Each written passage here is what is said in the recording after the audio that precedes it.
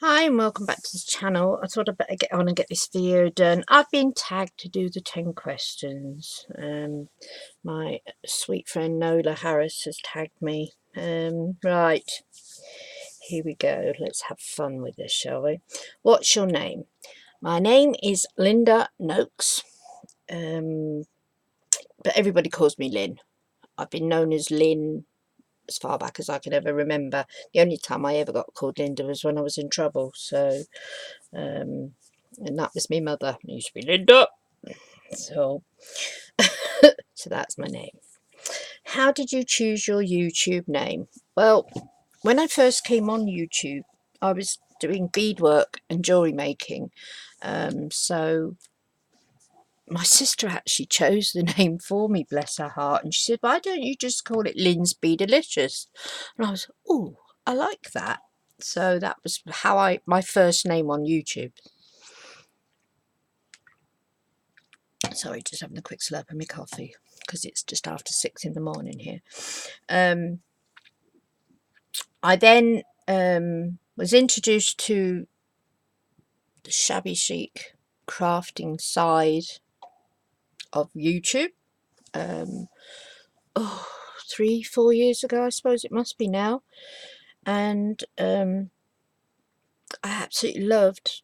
I'd always been fascinated with different types of craft. I've done crafting for ages, and I thought, well, if I'm going to do this sort of thing, I can't really just have Be Delicious because it didn't sound right. So me being me, I thought, oh, Shabalicious. So that's where mine. So I just called myself Lynn's Shabalicious. I actually had it as Lynn Noakes Shabalicious, but I've changed it to Lynn's Shabalicious now. Everybody kind of knows me now, so they know when they see Lynn's Shabalicious that it's Lynn Noakes Shabalicious. So that's it. Favourite, question 3, favourite crafting style. I have so many. I love Christmas things, to create stuff for Christmas. I love my gothic. I love steampunk. I love doing shabby chic. I love doing all sorts of crafting. So I love doing mixed media. So I don't have a favourite. I'm loving doing the paper crafts at the moment, with junk journals and albums and that. I'm enjoying doing that. I think I love what I'm doing when I'm doing it at that time, if that makes sense. So, question 4. What's my favourite place to shop? Oh, dearie me.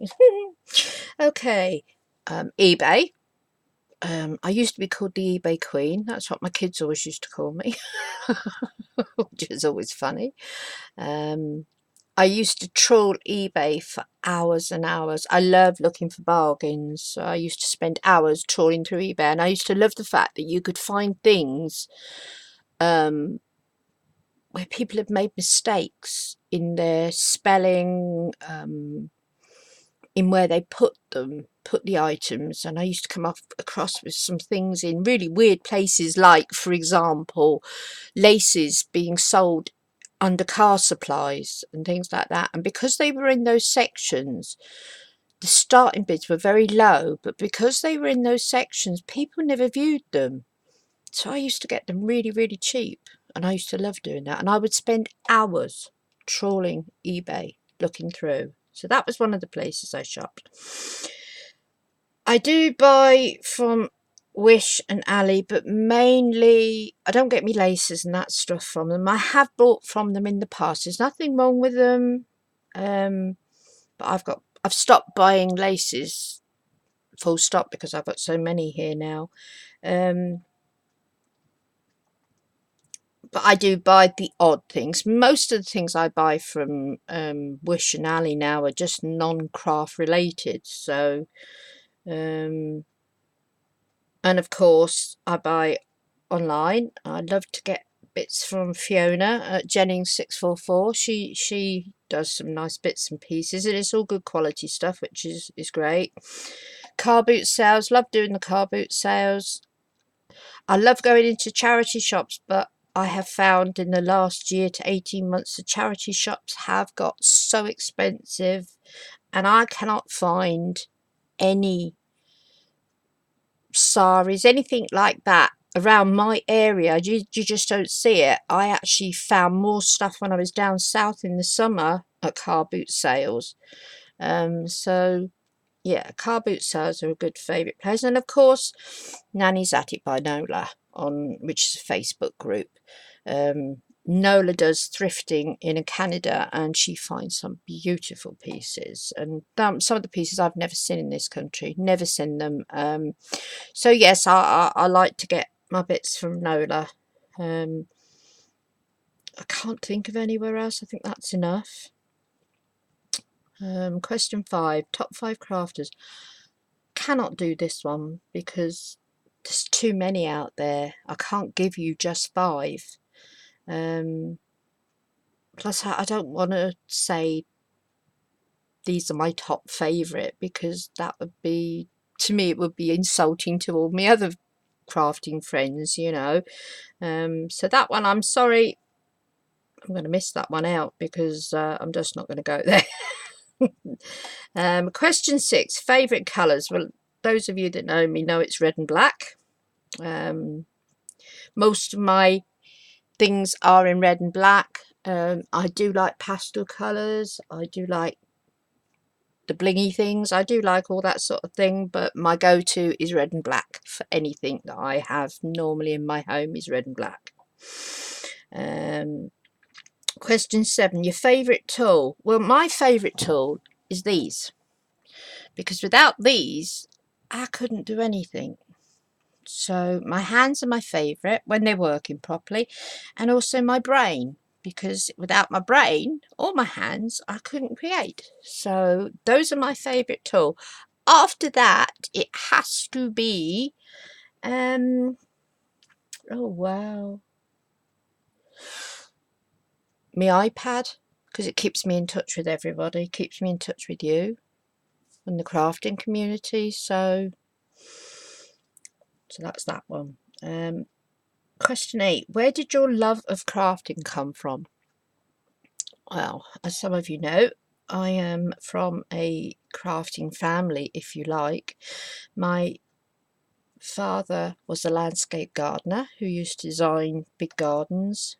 He also was a florist. He used to do floristry work. My mother was landscape gardener and florist. They had their own nursery, their own business.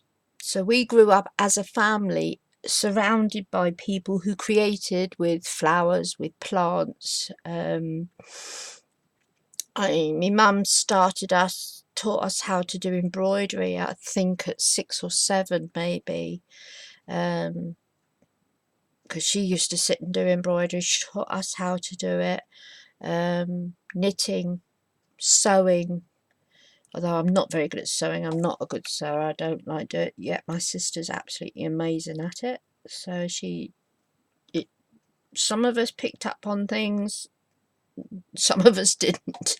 But so it comes from the family. It's just something that we were brought. It was just nature. It was just normal for us. It wasn't anything different. I never looked at it and thought, oh, this isn't normal, because we were brought up, you know, different flowers that, you know, doing wedding bouquets, funeral work, gift basket, all those sort of things. We were doing those as children ourselves, because we don't, if you like, we don't have those qualifications on paper, but we have those ability to do it through experience. I can sit and make a wedding bouquet. I can sit and do all the flower arranging that you could throw at me, because I've done it.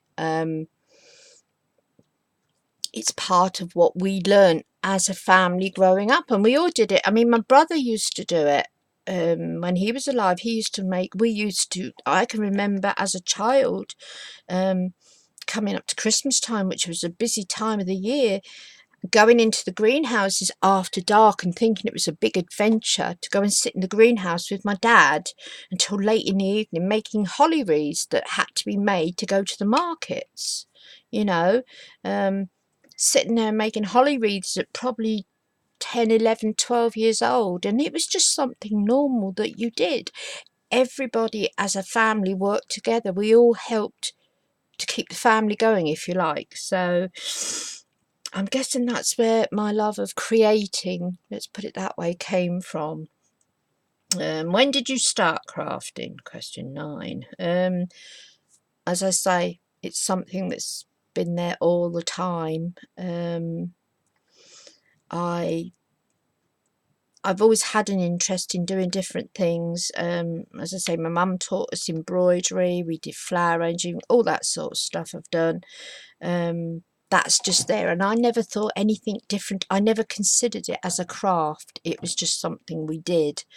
And I did that right up until after I had my first child. I worked in a floristry shop, in a floristry shop for my parents and things like that, and right up until I had my first child. Till my husband at the time joined the prison service, and we got moved, and we had to go then. And then I did have a, but then saying that, I used to knit for a woolen company. I used to hand knit jumpers for in mohair for a woolen company, and I did that for a very long time. Because those all those mohair jumpers and that used to get shipped abroad to America, which I find funny. I used to knit for the children all the time when they were growing up. I used to knit all their school jumpers, all that sort of thing. I used to knit jumpers for myself. I made jumpers for other people, all sorts of things. So I've been in and out of different things.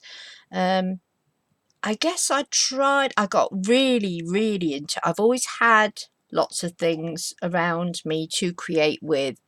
Went through quite a hard time in the 90s, right up until 2000 time. I lost mum, my dad, my nan. They were all people that I looked after, because I did nursing as well.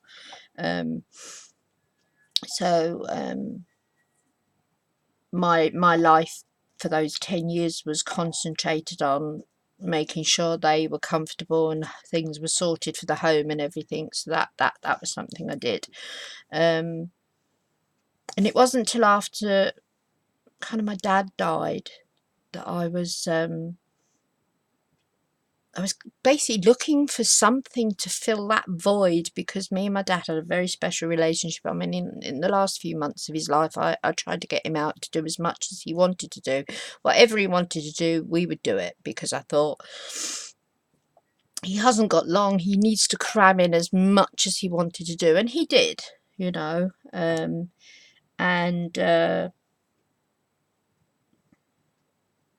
After he went, there was a void there, so I just started looking at, I wanted to start, I was looking at the decorated eggs, the ostrich eggs and that people do. And I just thought they were really pretty, and I wanted to have a go at it, but my ex at that time wouldn't let me do it because it was too expensive, blah, blah, blah, but that's another story. So I just decided to start collecting different things that were cheap, that I could buy in little bits and pieces and just do different crafts at home. Once my marriage broke down, which was a couple of years later, we split up. Then I didn't have anybody to tell me I couldn't have. I didn't have no filter there at all. I just went and did what I wanted to do, and that was when I was truly happy creating. Me and my daughter used to make dream catchers. We used to do all sorts of things. We used to sit and do jigsaw puzzles, do all sorts, and thoroughly enjoyed it. So I hope that's kind of told you. Basically, I've been crafting all my life, one way or another. So, and question 10, favourite craft at the moment. My favourite craft at the moment is journal junk journaling at the moment. I'm doing quite a few of those and I do enjoy doing it. But having said that, it's what I'm doing at that time is what I'm enjoying. I like doing different things. I'm doing a couple of challenge entries at the moment and I'm enjoying doing that because it's something different. It challenges me. The Christmas decoration things, as I said, I'm not making so many big Christmas decorations this year because I just don't have the room to store them all anymore. So I'm doing little things Christmas related. But my favourite craft, I would say at the moment, is paper crafting right now. I'm enjoying that. I'm enjoying exploring the new way of doing things, you know. And I do like it, but I do like doing my lacy stuff as well. So I do a combination of everything, but it's what I'm doing at that time is what I'm enjoying doing. Otherwise, I wouldn't be doing it. So that's the way I look at it. So that's my 10 questions. I hope that's kind of given you a little bit more of an insight into Lynn. Right, now I've got to tag 4 people. Okay.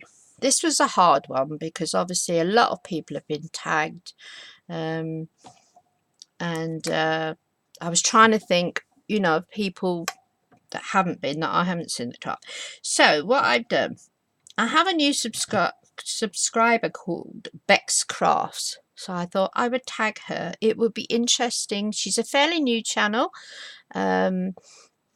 And I think, you know, it'd be nice to get to know her a little bit better and then perhaps help her channel to grow a little bit more. There's also Angela Velanquez in America. I wonder if she do it. I'm not sure if she will do it. I maybe just pop her a message and see if she will. These people, they don't have to do it. I'm just tagging them if they want to. Then I've thought Artsy Grandma. I'd like to know a little bit more about Aisha, and that would be good. And then I've tagged my dear friend Fiona from Jennings644. Again, don't know if Fiona will get round to doing it. She's a busy lady, but I've tagged them, and I will let these ladies know that I have tagged them. It's up to them whether they do it. I think this is going to come to an end because I've seen so many of them now. I'm not sure people can find 4 or 5 people that haven't already been tagged. So that's my 10 questions done. I hope that makes you happy, Nola, and that you get to know me a little bit better. Thanks for tagging me, and I will see you all in the next video. Take care. Lots of love to you all. Bye.